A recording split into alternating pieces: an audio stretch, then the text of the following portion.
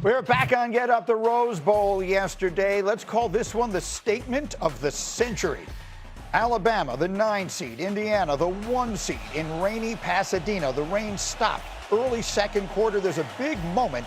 Bama down 3-0, Harry, in their own territory. They're on 34, going for it on the 4th and 1, and they're stuffed. Greeny, I spoke about the linebackers of Indiana yesterday. Isaiah Jones, great job shedding a blocker, making this tackle, and then the rest of the cavalry coming to get that 4th down stop, turnover on down. Really interesting decision by Kalen DeVore early, and he pays for it because on the ensuing drive, 3rd and 8, look at this catch from Charlie Becker. You can try to play cover 0 if you want to. 8 for 8, 161 yards, 3 touchdowns versus the blitz. Charlie Becker has showed up big in the last 2 ball games for Indiana as well. They're up 10-0. Mendoza loves it, and he was just getting started. Late in the half, Alabama 3rd and 7. This turns out to be a monumental play for a variety of reasons. He scrambles for the first down, but then boom, loses the football, and then boom, takes the shot to the side that winds up leaving him with a cracked rib that would ultimately force him from this game. That one forces the fumble.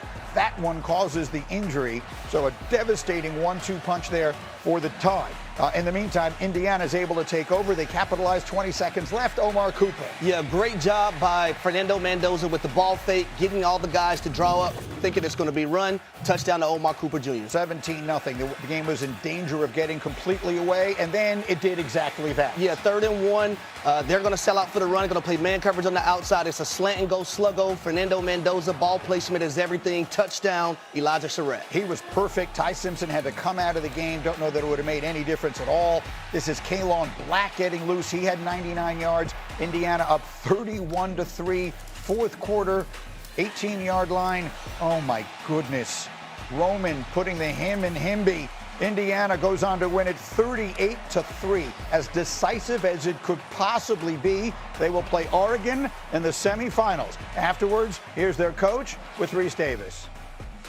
How would you describe the turnaround and what you've been able to build in a short period of time? It'd be a hell of a movie.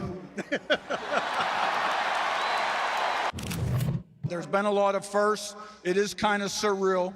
There's no doubt about it. I understand why there's been a lot of skeptics, but I only have one thing to say. Hoosiers! If you don't love that guy, then I'm not sure exactly what it is you're not paying attention to. We got Paul Finebaum joining the conversation for the first time this morning. We'll have so many people in here all morning long. I set aside a lot of time to do this game. We can do justice to both sides of it because I think both sides are equally interesting. But Josh, I'll start with you because there's an interesting dynamic that was at play here. Indiana was the #1 team in this game, not Alabama. Indiana had the best season in the country, not Alabama. Indiana was a 7-point favorite, not Alabama. And yet, I feel like there is a sentiment that this was the game that validated somehow, even though Indiana probably beat better teams along the way, this one gave them a validation that perhaps some people did not previously give them. Is that a reasonable way to sort of sum up the way you think people feel? And is it the right way to feel?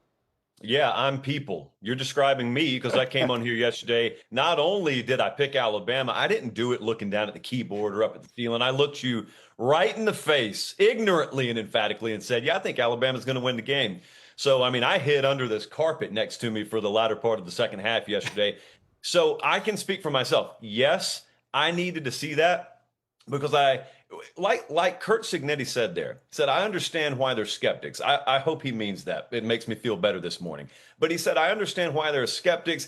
And I think maybe there's not a skepticism about the quality of team Indiana has. That wasn't what I was skeptical about. It's still that we're going through this book of firsts with them. And so the next page in that book was now that everyone expects you to win, and now that you got to do the whole take time off thing, and now you got to face a team that's playing for its life, and it does know how to win. It's been there before in Alabama. Can you do all that? And then you find yourself at halftime saying, wow, this isn't close.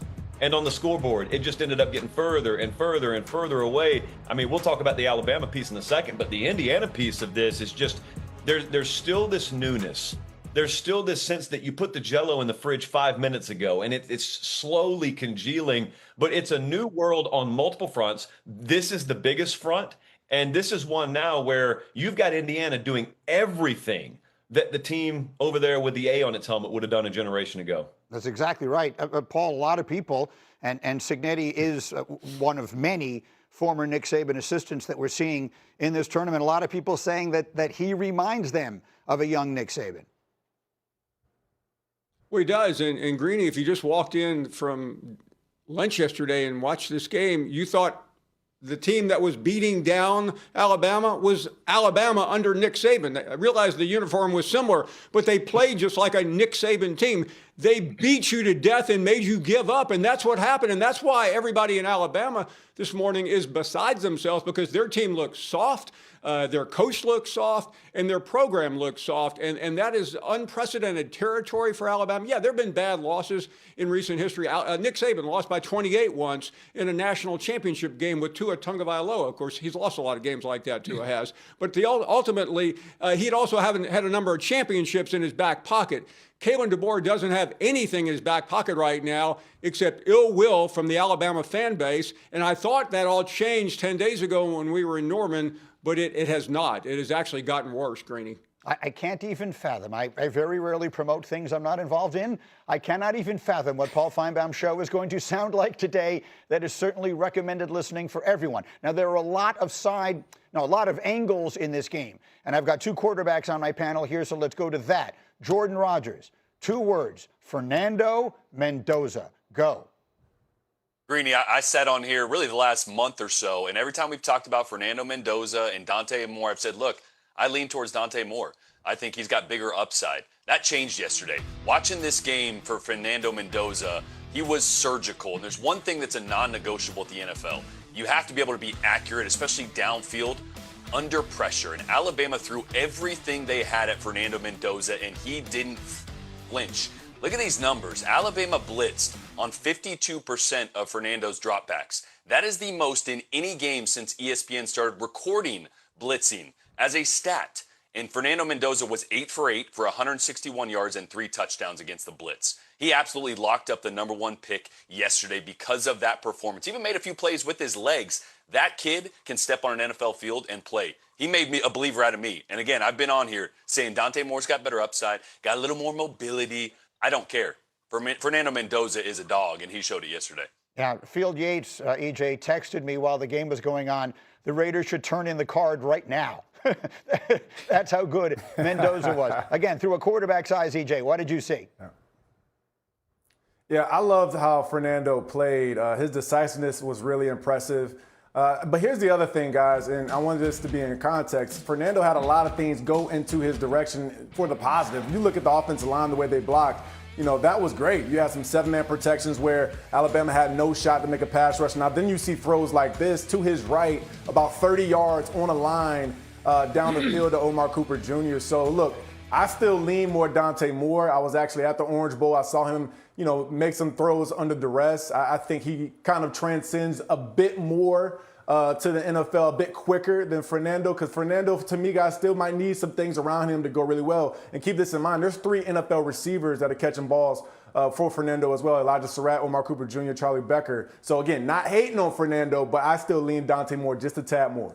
For what it's worth, they will be on the field together again next Friday. These teams have already played each other, and they will play each other again in the national semifinal. Indiana, Oregon, that will be next Friday night's game. Let me hold this thought here because I want to save plenty of time for the Alabama side of it. Indiana, to the victors go the spoils. We've given them that. How about the fallout from Alabama's Rose Bowl debacle? What does it mean for the coach? What does it mean for their quarterback? What does it mean for the entirety of college football as we have thought we knew it? We will get into all of that in a moment. Can't wait to hear Paul's thoughts and others. Plus to the NFL, Ravens, Steelers, win or go home. Could Lamar's return wind up hurting Baltimore? How will Aaron Rodgers cope without DK Metcalf? Oh my goodness, we're all over it. It's Get Up.